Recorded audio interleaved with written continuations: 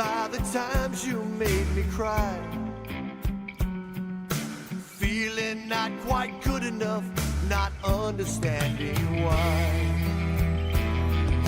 I blamed you for the hell that I was in. Then I burned through my resentment till I could love again. I forgive you, for you know not what you do. When you did those things that hurt so much, you didn't have a clue. Love needs no conditions, it will always see us through. I forgive you, for you know not what you do.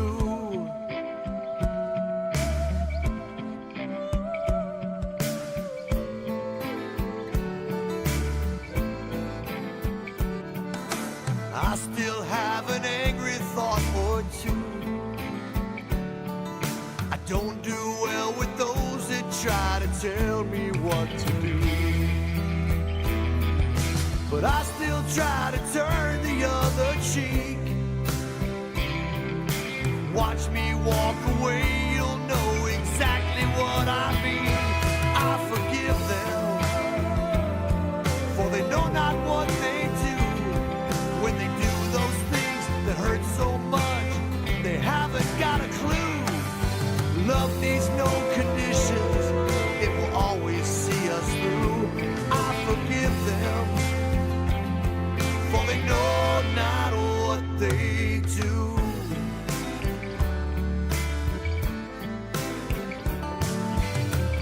The more you give away, the more you have.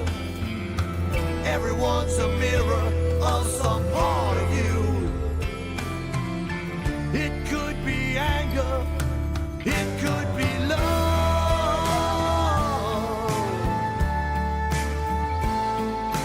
Why not choose love?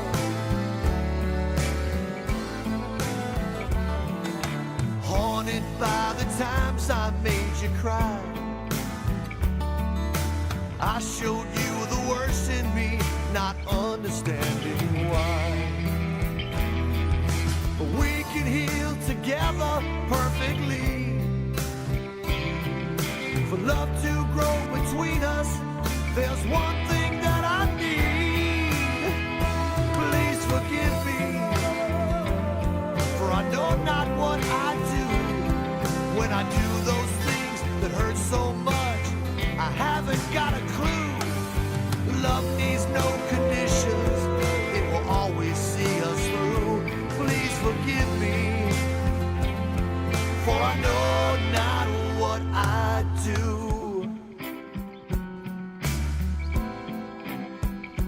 Please forgive me, I forgive you.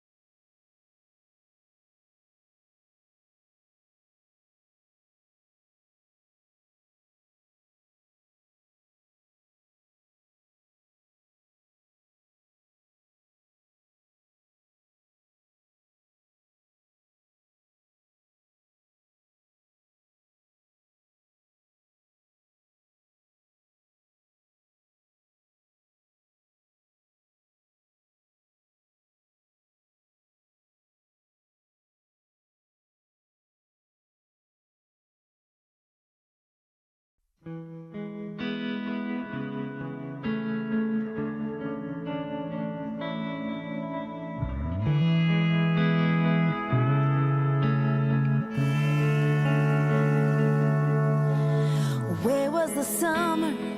Fall and winter came too fast. Somehow I made it, I'm wide awake, it's spring at last.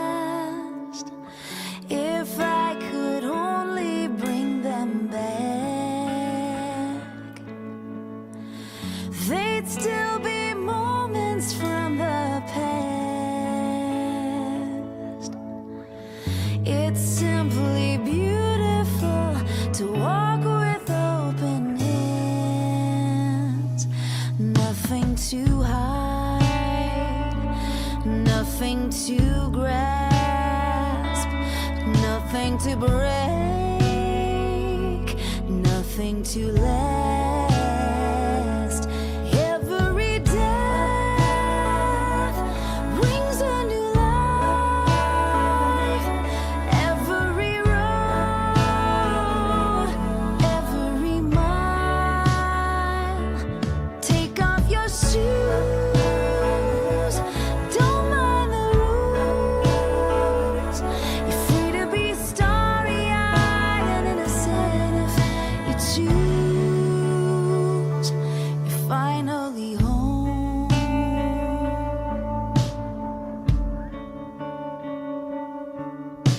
I buried my father, so and my mother all too soon. I suffered in silence, suffered alone until June.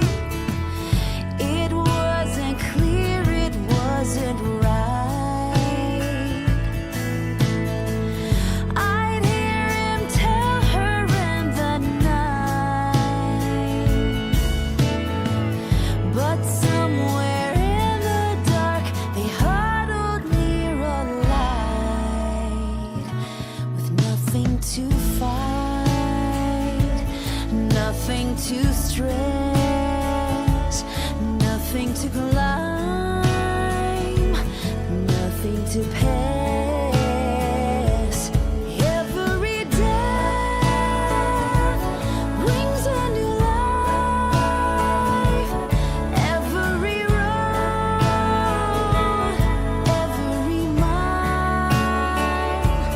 Take off your shoes, don't mind the rules. You're free to be starry-eyed and innocent if you choose. You're finally home.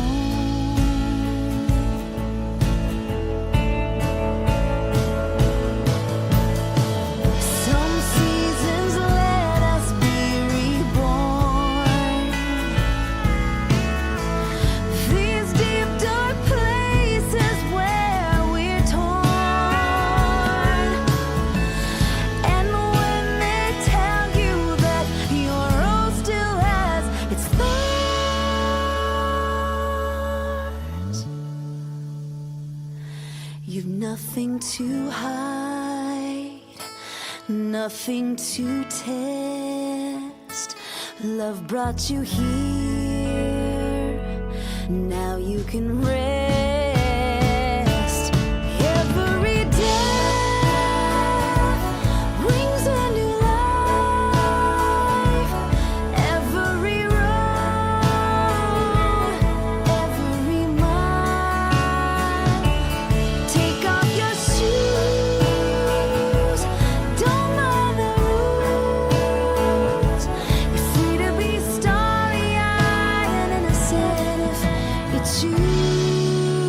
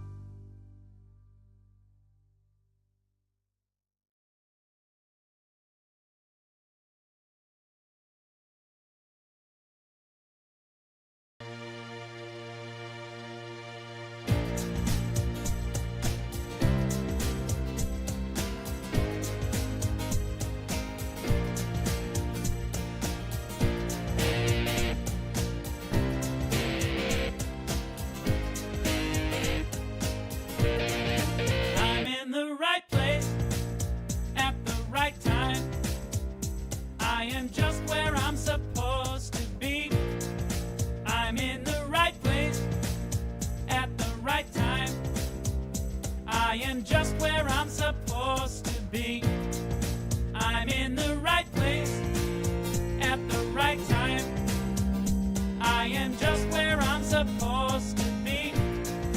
I'm in the right place at the right time. I am just where I'm supposed to be. Oh, my soul is welcome here. Oh, my soul is welcome here. I am getting the message loud and clear. My soul is welcome here. Hello and welcome to the People of Diversity Sunday service. We are a multi-faith community and we believe that there are many paths to one divinity. If you would like to join us in our multi-faith endeavor or support the pod financially, you can do that at www.peopleofdiversity.org. That's a new address, so it's www.peopleofdiversity.org. And stick around afterwards, we got some more stuff to tell you. Last week we began our topic of vision with Reverend Leslie Rust, and his musical guest was Jennifer Farron. It was a great service and a good start to that topic, and I think he hit a lot of the high points, so it was good. Today we're going to hear from Shaman Jerry Nettesheim, and her musical guest is Michaela Townsend. Ooh, Yeah. that'll be a neat one. Next week is Sensei Dave Vidito with a Buddhist perspective on vision, and his musical guest will be Daniel Capel. So without further ado, we'll see you on the other side. Hi, people of diversity. My name is Michaela, and I have a couple of songs for you guys today on the topic of vision. And the first one I have for you is one called Gachumaru by Yaima.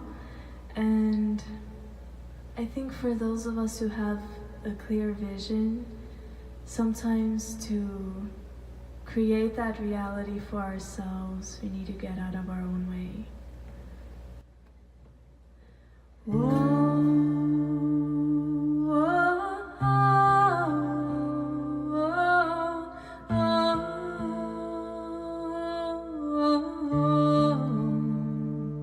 Creating concrete visions of a macrocosmic prism with a brilliant optimism and appropriate ambition to be open from the center, redirected to the moment. This is it, love, unrestrainable nature. We can change it from the edges, we can challenge all our borders. There is always a new leader, there is always a new order. Our pathway is proceeding and our way is always changing. We are free from what prevents us to realize our destination. Whoa.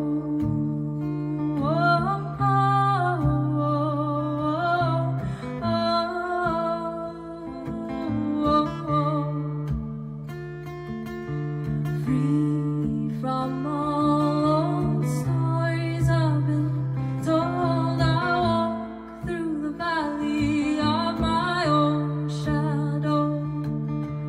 Free from all old stories I've been told, I walk through the valley of my own shadow.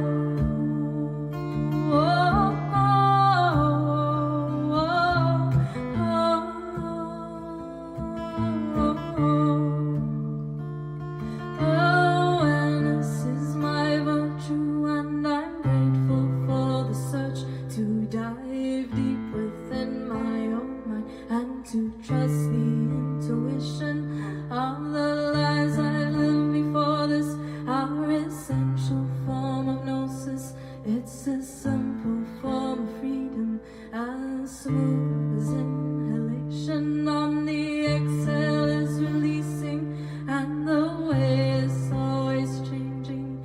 We are free from what prevents us to realize our destination. Whoa.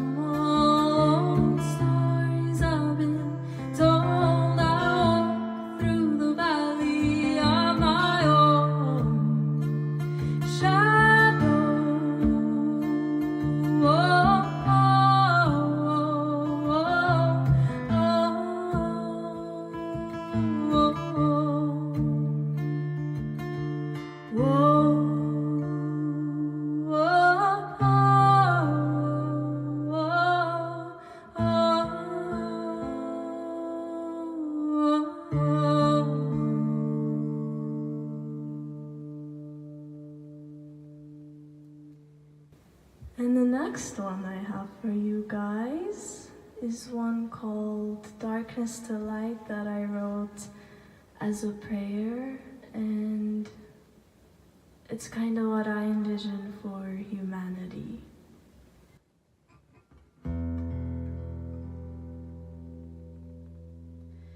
Golden light casting through the shadows, dancing through the violet hues of the night.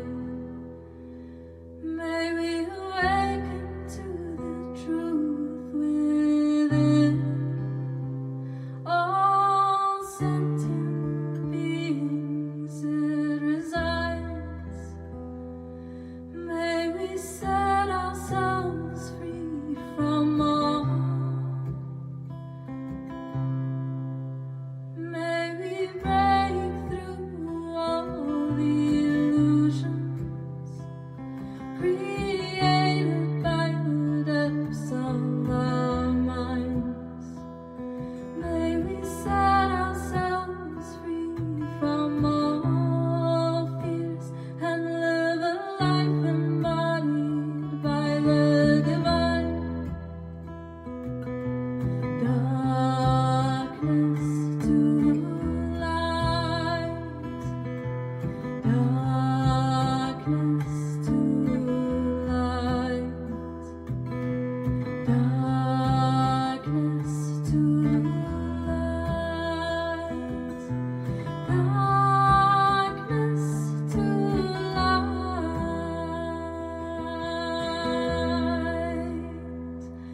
I can't help but ask for your wisdom, for all of those who can see through the night.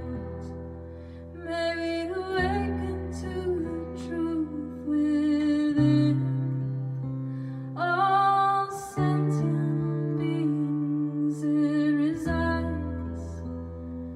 On behalf of all creation, may the ancestral wisdom guide us to the light.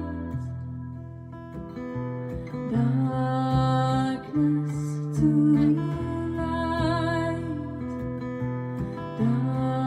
darkness to light, darkness to light, darkness to light.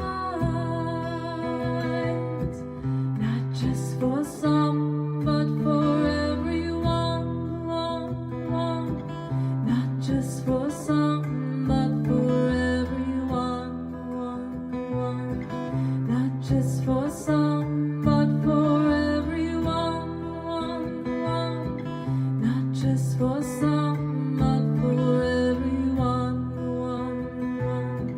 Not just for some, but for everyone. Not just for some, but for everyone. Darkness to light, darkness to light. Not just for some, but for everyone. Not just for some, but for everyone.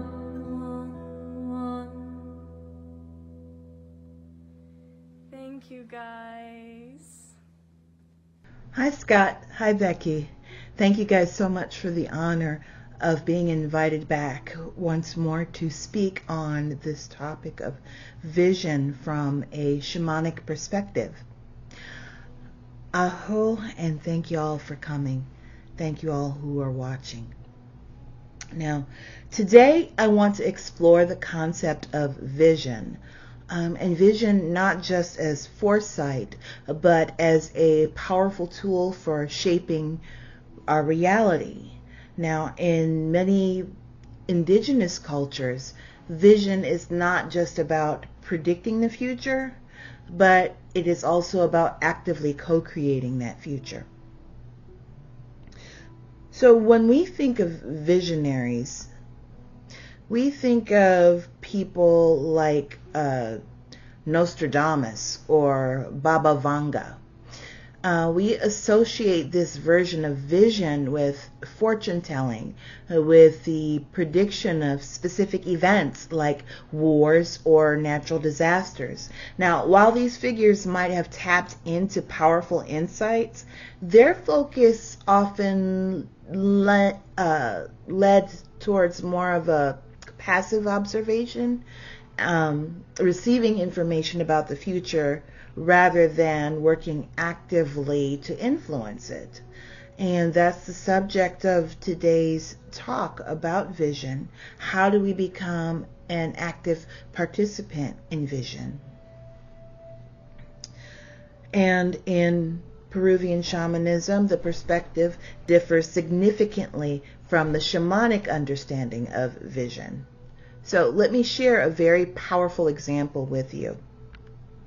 Now, a friend of mine actually shared a news feed from AP News, and it reported the following, and this was just a few days ago, around December 27th or so. It says, once a year, at least a dozen shamans from the various parts of Peru gather on Lima's San Cristobal Hill on Friday to deliver their predictions for the year and to pray for peace and harmony. Now, one of the shamans, Teo Tunupa, stated this: we have done a spiritual ceremony with different shamans from different regions to predict what's going to happen in the future, in this year coming up, 2025 and onwards. That there will be no wars and no natural disasters, so there will be harmony and humanism in the world. The people are asking for peace, harmony, and understanding.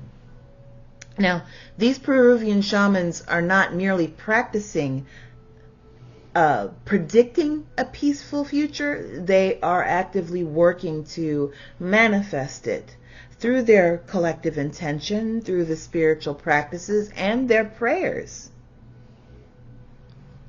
They are sending forth a very powerful message to the universe, a message of peace and of harmony. They set intentions for the future. Doesn't matter what it looks like now. It's always good to set intentions.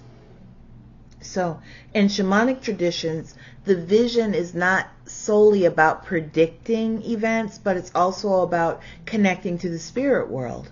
Now, a shaman, we act as bridges between the physical and the spiritual realms. And it doesn't matter what the cultural differences are of a shaman. It's the job of the shaman to straddle ordinary and non-ordinary reality. Now, ordinary reality is all the stuff that's quantifiable by our five senses and by instrumentation. Okay? We do this also, and we straddle. It wouldn't be helpful if I just told you about ordinary reality. We all know about that. Let's talk about non-ordinary reality for a second.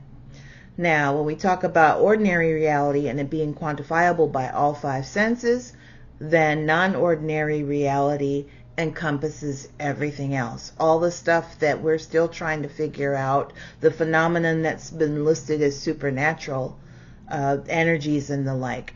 Now, the reason that the shaman straddles both ordinary and non-ordinary reality is to give guidance, to receive guidance, to receive wisdom, to receive warnings from our spirit guides, our ancestors, and other unseen forces or energies. And these energies would provide us information about past, present, and future events and offer guidance on healing and personal growth, or to alert the shaman to any impending challenges or opportunities that might show up. And the benefits of this extend beyond individual guidance for the shaman alone. Shamans, we use this information, this connection to serve the communities that we've been assigned to. Okay? And this is how we use that information. The diagnosing and healing of illnesses.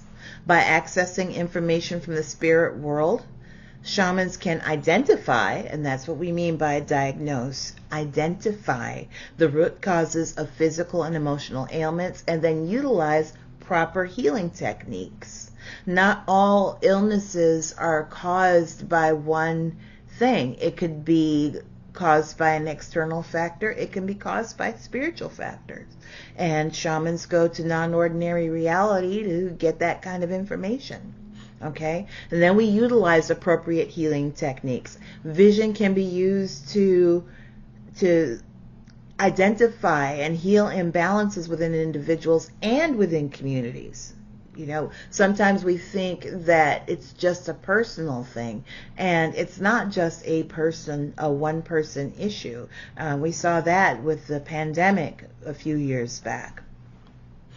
It can also be used to guide individuals on their personal journeys of transformation and growth. So it's not necessarily all about the physical ailments. It's also emotional, spiritual, and psychic things that can happen to people that put them in line for needing healing.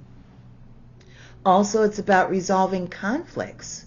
Through the shaman's understanding of the energies that might be at play in a situation, shaman can help mediate disputes and restore harmony within the community, thereby restoring Aini. And Aini is that Quechua word that you'll hear me say a lot in these talks that I do, that loosely translates as harmony in English, but it means so more than that. It means to be in right relationship with that. So shamans help mediate disputes and restore harmony and restore Aini between peoples and the communities. Shamans use this information to help guide community decisions. The shaman can offer insights and guidance on important community decisions like land use, resource management, and social issues. And also the information is used to help protect the community. Shamans act as guardians, protecting the community from harm and ensuring its well-being. By connecting with the spirit world and utilizing the wisdom gained from these connections, shamans play a very vital role in maintaining the health and well-being of their communities. Now, the shaman's vision is also aided not just by things in non-ordinary reality, but things right here, things that are in the natural world. And that connection to things in the natural world means that the shamans have the ability to identify patterns. By observing natural cycles, the behavior of animals, and the flow of energies, shamans can identify recurring patterns and anticipate potential challenges or opportunities. And this is not something that's limited to shamans. Different professions do it all the time. We've heard such things as sailors saying, red sky in the morning, sailor gives warning, red sky at night, sailor's delight. A seasoned sailor can be adept at reading weather patterns. By observing the clouds, the wind, and the tides, they're able to predict the coming storm or favorable conditions for a smooth voyage. Now, the shaman reads the patterns of the natural world. So, for example, a shaman might notice how a particular bird species might migrate earlier than usual, and it might indicate an upcoming change in weather patterns. This information could also be crucial for the community, allowing them to prepare for things such as droughts, floods, or environmental challenges. And similarly, observing the behavior of animals, such as unusual restlessness or sudden unusual migration, that could signal impending danger, such as an approaching predator or a natural disaster. So, by carefully observing these signs and interpreting their deeper meaning, shamans can gain valuable insights to the unfolding of events. And make informed decisions that benefit the entire community. This ability to discern patterns and anticipate future events is a crucial aspect of shamanic practice, and it allows them to navigate the ever-changing landscape of life with a greater resilience and awareness. Shamans have the job of co-creating reality. Shamanic practices such as intention setting, prayer, ceremony can actively influence the course of events. By focusing our collective intentions on peace and harmony, these Peruvian shamans are not merely passively observing the future, we are actively participating in its creation. Now, I want you to imagine for a moment a symphony orchestra. Each musician plays their own instrument, but the true magic happens when they all come together, their individual notes weaving into a harmonious whole.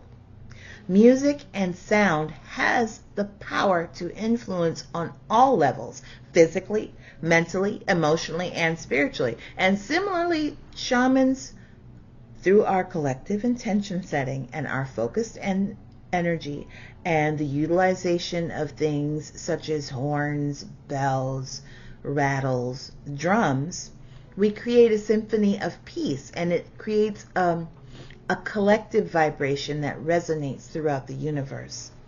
Now, this concept of co-creation is not just a theoretical idea, it has real-world implications. So when a group of individuals with shared intention and focused energy come together, they can create a powerful force for positive change.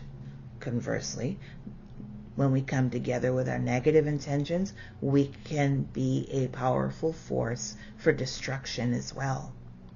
Now, when we're thinking about positive change, this can manifest itself in various ways, from healing individuals and communities to influencing global events. Now, just as the Peruvian shamans are working to manifest a peaceful future, we too can utilize the power of intention in our own lives. By setting clear intentions, by cultivating positive thoughts and emotions, and engaging in meaningful actions, we can actively participate in the creation of a more harmonious and fulfilling reality for ourselves and for others. So, how do we cultivate our own vision? Well, certainly the power of vision and co-creation is not limited exclusively to the role of shamans. We all have the innate ability to shape our reality through the power of thoughts, intentions, and actions. It is the job of each shaman and each human to be a caretaker and a co-creator. And just as the shamans gathered collectively to envision a peaceful future for 2025 and beyond, we can cultivate this power in our own lives. And we do this by, first of all, we can set intentions. Start each day with a clear intention of how you want to experience it. Focus on qualities like kindness, patience, and joy. And these intentions, they act as guiding stars. They influence our thoughts, our words, and our actions throughout the day. We can also visualize, use our imagination to image, desired outcomes. Imagine yourself achieving your goals, whether it's landing a new job, improving your health, or cultivating a loving relationship. You can visualize yourself already experiencing the joy and fulfillment that comes with achieving these goals. Practice gratitude. Now, this is a big one. Cultivating gratitude, it shifts our focus away from what we're lacking to what we already have. It increases our appreciation for the present moment, and it attracts more positive experiences. Another way is to engage in acts of service, contributing to the well-being of other people. That's that caretaking role, can have a profound impact on our own lives. Whether it's volunteering at a local shelter, or helping a neighbor, or simply offering a kind word, acts of service can create a ripple effect in our world, a ripple effect of positive energy. Sounds good. Cultivating positive relationships, surrounding ourselves with supportive and uplifting individuals. Supporting and uplifting individuals can significantly impact our well-being. And nurturing these relationships is important because it fosters a sense of community and it strengthens our collective intention setting for a more positive world. So let's do a real world application. For example, instead of simply wishing for a healthy relationship, you can actually visualize yourself in a loving and fulfilling partnership. You can imagine the qualities that you desire in a partner and the kinds of interactions that you enjoy and the positive impact that such a relationship would have on your life. Now, along with visualizing that, there's a caveat. It is crucial to be honest with ourselves and identify within ourselves any areas that might be hindering the manifestation of this vision. Like the shaman, it's crucial to not just passively see the vision, but to be an active participant in this vision's fruition, right? So are there any limiting beliefs or self-sabotaging behavior patterns that need to be addressed? Are there any aspects of ourselves that we need to heal or grow in order to be truly receptive to the love that we're asking for, that we're setting the intention for? So this might involve preparing, making room so that we can hold the very thing that we're calling in, that we're having a vision for. And this might involve working on our own self-love and self-acceptance. It would mean cultivating a healthy sense of self-worth and embracing our own unique qualities. It might mean healing past wounds from other relationship traumas or emotional baggage that we might be carrying from childhood, things that might be blocking our ability to connect authentically with other people. It would mean developing healthy communication skills, learning to express boundaries, and learning how to do this effectively while practicing active listening, especially for the type of person that shuts people down. We want to be able to understand the needs of other people. You want to learn to appreciate the unique talents and gifts of all the others around you. Now, by addressing these inner obstacles, we can create a more fertile ground for love to blossom. We can then become more receptive to the love that we desire and become a more loving and authentic partner ourselves. Now, here are some other ideas when it comes to creating vision. We can do this by learning to observe our own community rhythms. So notice the ebb and flow of activity in your community. When are the busiest times of day? When do the people gather in local parks? Are there recurring events or festivals that bring the community together? These might yield clues as to what is important to the community and what things might be needed to support the things that are important to said community. These observations can reveal the pulse of our neighborhood and identify potential opportunities for connection and collaboration. And don't just pay attention to the people, pay attention to the natural world within your urban environment. Observe the behavior of the birds, the squirrels, and other wildlife. Notice the changing of the seasons and how they affect the local environment. Now, these observations can provide valuable insights into the health of the ecosystem in your neighborhood and potential environmental challenges. Notice if you need to plant your garden sooner or later according to the changing weather patterns.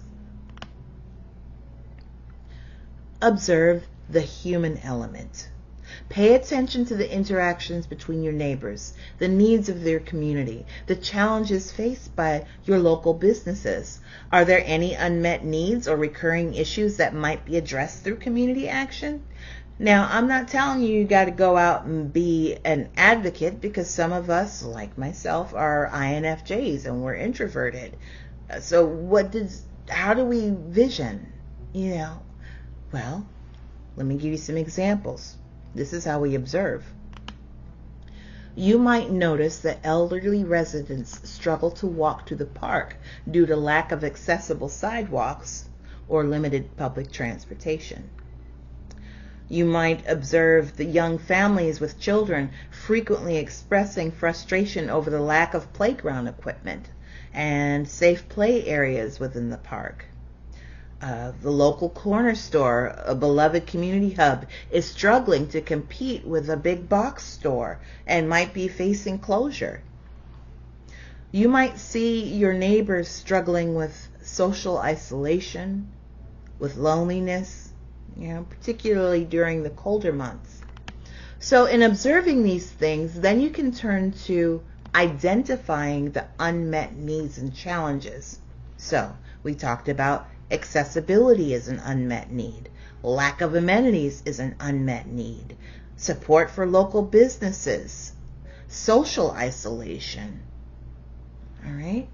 These are the things that you can observe in your own community.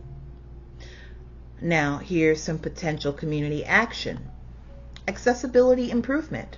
Advocate for the construction of accessible sidewalks and the installation of benches and shade structures within your parks, your local parks. And while you're at the park, look at the play areas. See if they could use an upgrade. You can organize a community effort to raise funds for a new playground equipment, and create a more inclusive and engaging park. Squeaky wheels get the grease. Support your local businesses. Encourage residents to shop at the local corner store. Organize community events to promote businesses, to network within those community businesses. Explore ways to support the store's sustainability. Build community. Organize neighborhood events such as potlucks, game nights, or volunteer opportunities to foster social connection and combat loneliness. Now, for those of you who are introverts and don't do the people-y thing so well, there's room for you here too.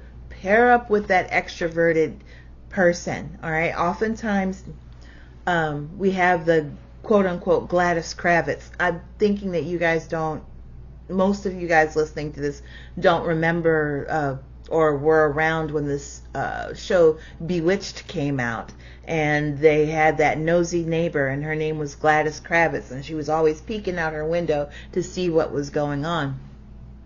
Well, we all have people like that in our neighborhoods. And if you're an introvert, that's the first person that you might want to get with, because they've been observing the things that are going on. And so maybe instead of just being an armchair quarterback to the problems of the neighborhood, you can get with them and they can stop being armchair quarterbacks of the neighborhood also, and you guys can make something happen together. And that's what community is about. An empty soup pot feeds no one. But if each of us brings something to contribute, everybody eats. Okay? So by observing these community dynamics, you can identify unmet needs and potential challenges. Now, this awareness can be used then to initiate community action, all right? Fostering a stronger, more connected, and more resilient neighborhood. And this is what it means to step fully into your role, dear human, as a caregiver and a co-creator. Now, by cultivating a keen sense of observation within our own neighborhoods, we can gain a deeper understanding of the interconnectedness of all beings on this planet and identify opportunities to contribute to the well-being of our community and the world.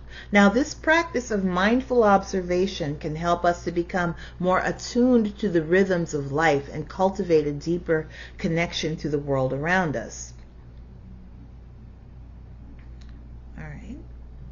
Cultivating the ability to access and utilize vision requires consistent effort and a commitment to inner exploration, because we figure out our own secret sauce. How is it that we show up as caretakers and co-creators on this planet? So this means that we might want to dig in and sharpen those intuitive faculties that we have. And this is a list of some ways that we can do that. We can do this by spending time in nature, immersing ourselves in the natural world. Go outside, go for walks in the woods, sit by the lake, or simply observe the plants and animals in your own backyard. Okay? Pay attention to the subtle shifts in the environment, the rhythms of the season, and the interconnectedness of all living things. This deepens your connection to the natural world and enhances your ability to perceive those subtler energies. Another way is we can practice mindfulness and meditation. Stilling our mind through practices like meditation, and start with 1 or 2 minutes. You don't have to sit up there and Om Shanti Om for hours at a time. Just a minute or two of mindful breathing. These practices help quiet our minds and the constant chatter that goes on in there, and it allows us to become more receptive to those intuitive insights. Now, mindfulness also enhances your awareness of your own inner sensations, such as gut feelings and intuitive nudges. Journaling is another practice. Regularly reflect on your experiences, on your dreams, and your intuition. Journaling provides a space to explore your own inner world. It helps you to go back and identify recurring themes and patterns, and to track the development of those intuitive abilities that we all have. Now, dream work is another thing that we can do. Pay close attention to your dreams. Keep a dream journal and analyze the symbols, the emotions, and the messages that emerge during your sleep time. Dreams can also offer a valuable insight into your subconscious mind and provide guidance on your life path. And then, once again, connecting with community. Engage in collective intention setting practices such as group meditations and community gatherings. Participate in local events and initiatives that promote peace, harmony, and social justice. By working together with others, we amplify our collective intention and create a more powerful force for positive change. We experienced that in a very big way this past Monday evening when we had our Burning Bowl celebration. Thank you so much to all of the people who attended. Thank you so much to the pod for hosting that event. And I do believe that a sense of community was fostered there. It was beautiful as people released and set their intentions for 2025. It was a beautiful thing. Let's stick with it. Let's stick with keeping community alive. So, remember that cultivating vision is it's an ongoing practice. Okay? You have to be patient with yourself and celebrate your small victories along the way. By consistently nurturing your inner connection and engaging with practices such as mindfulness, journaling, community connection, you can greatly enhance your ability to access and utilize your own version, your own unique version of vision. And I would encourage us all not to merely see, but to have vision. And there's a big difference between simply seeing something and truly visioning it. Okay? Seeing is like taking a picture. Okay? You can capture an image, but it's just a snapshot. And it's about the raw information that your eyes gather. It's colors, it's the shapes, it's the movement. Now, vision, on the other hand, goes so much deeper than that. It's about understanding what it is that you're seeing. It's about connecting what you see with your own experiences, your knowledge, and your intuition. So, say for example, you see a tree, right?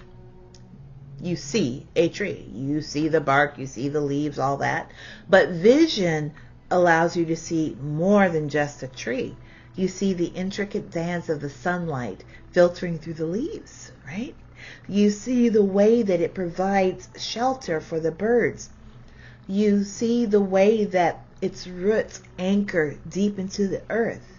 Do you understand the role it plays in the ecosystem, the history of the tree, the name of the tree? Heck, you might even know the Latin name of the tree if you're that good. I've got a friend who's really good at that. The potential uses of the tree. This is visioning. This is really seeing deeply, right? So vision isn't just about what you see, okay? It's about what you understand about what you see. It's about connecting the dots, recognizing the patterns, and seeing the bigger picture. Shamans are masters at this kind of vision. We see beyond the surface, connecting to the deeper rhythms of Pachamama and the universe. But the ability to vision isn't exclusive to us shamans. No. We all of us possess this innate capacity to see beyond the surface, to connect the dots, to understand the deeper meanings behind our experiences. So by cultivating our own vision, we can navigate the world with a greater sense of awareness, just as the shaman does. Aho, and thank you.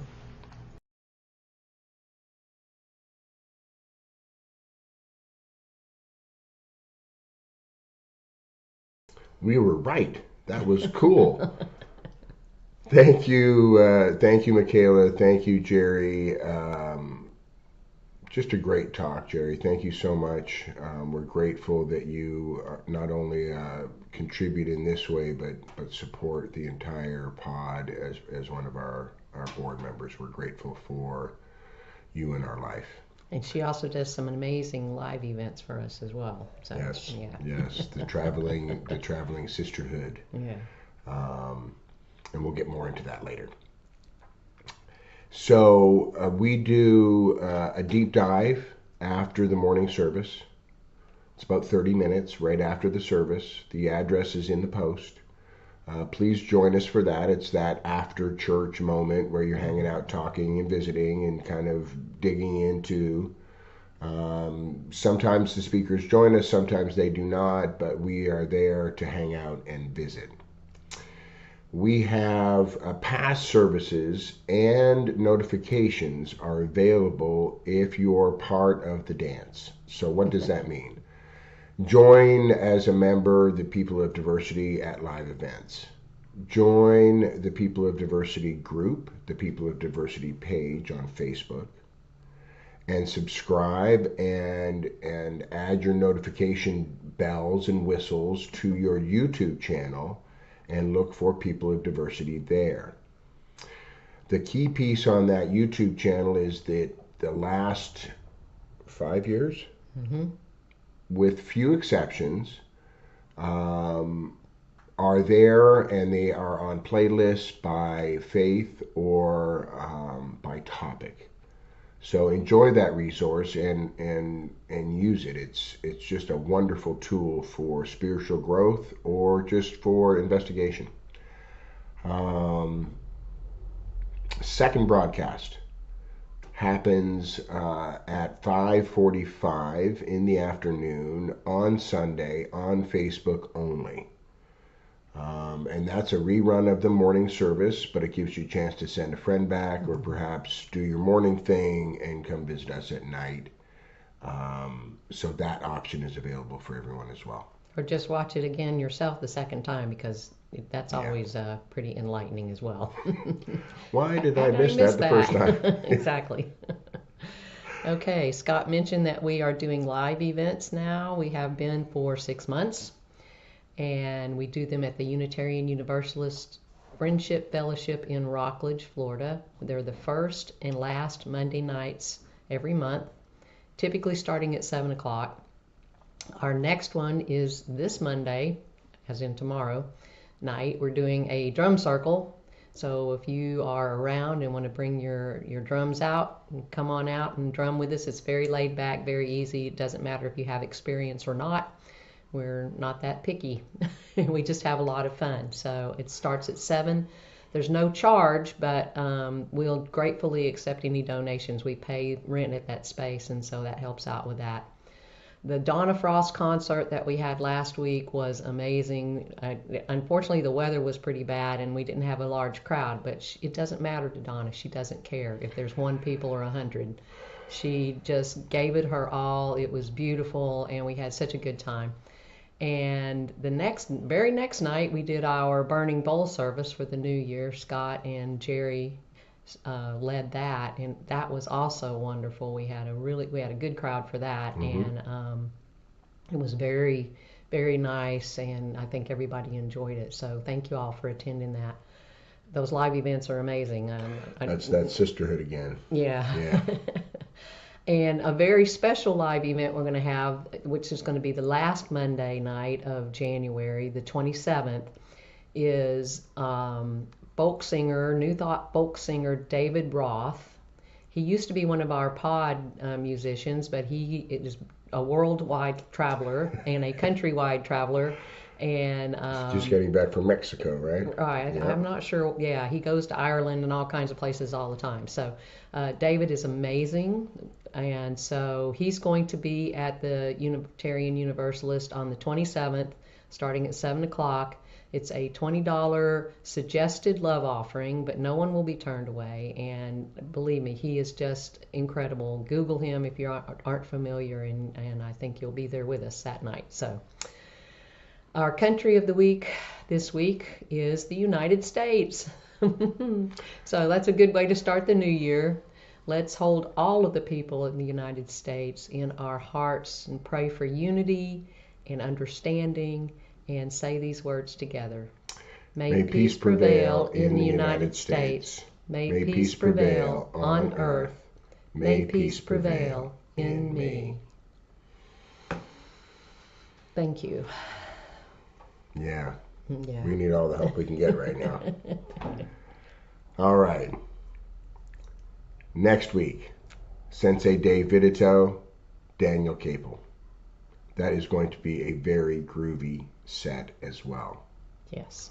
I'm looking forward to that one. One thing before you start with the closing. We have a special guest at our house today, and she wanted to come say hi. This is our granddaughter, Bella.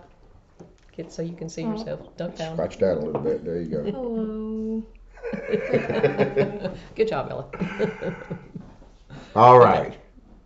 Tithes and donations. Again, to that brand new website or website, right? URL, yeah. URL.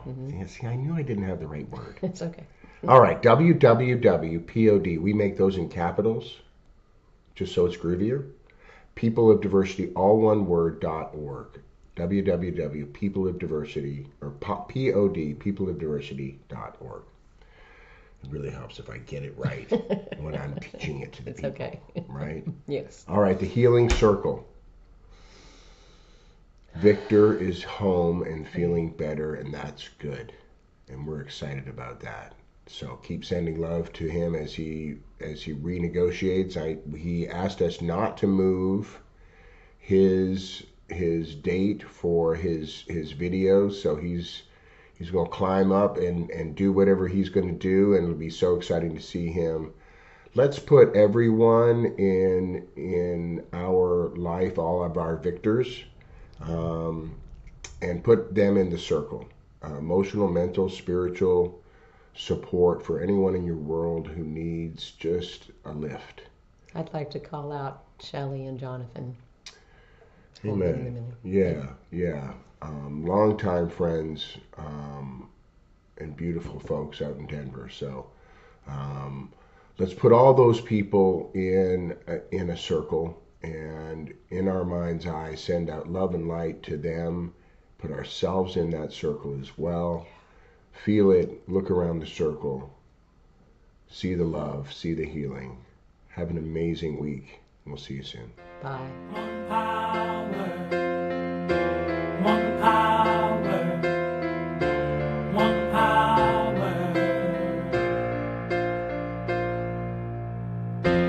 one power, one power, one power.